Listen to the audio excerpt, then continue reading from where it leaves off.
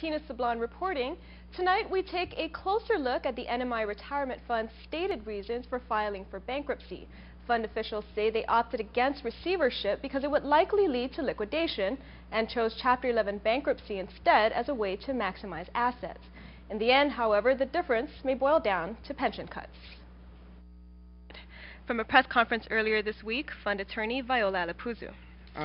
The board felt that although a receivership is more akin to liquidation, their goal was not to liquidate the fund but to restructure the obligations, as to make it so that we try to pay for the beneficiaries' benefits for as long as possible. But one CNMI attorney, former Judge Tim Bellis, says it's not necessarily true that receivership leads to liquidation.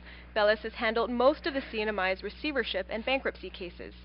I don't think that receivership would have led to liquidation. I think receivership usually says we need to put the management of something in the control of someone who is an arm of the court.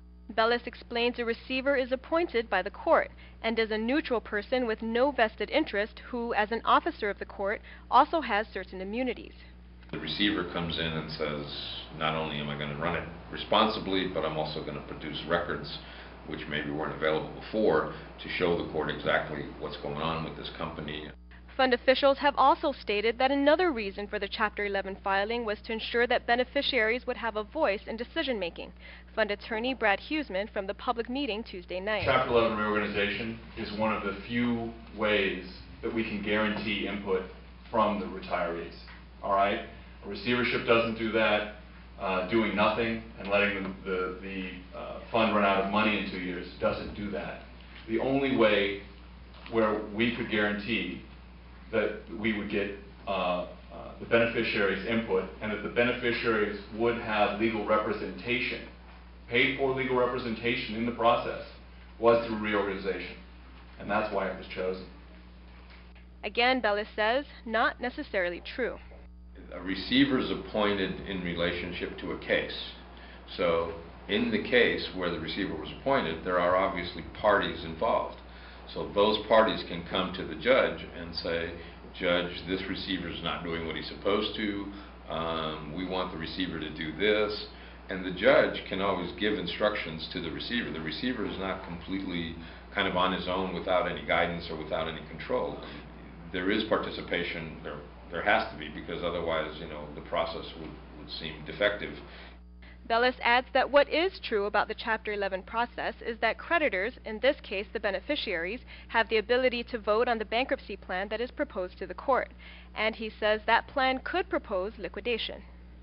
Liquidation is a viable option under Chapter 11. Chapter 11 cases sometimes do provide for what's called a controlled liquidation. In other words, what they're saying is, look, we think if we continue for X number of months that, we'll be able to liquidate some big liabilities or small liabilities, and then we'll only have these 4 big creditors left, for example, and then we're just going to tell them that, here, we're going to give you this much money, and then we're closing it down and we're done.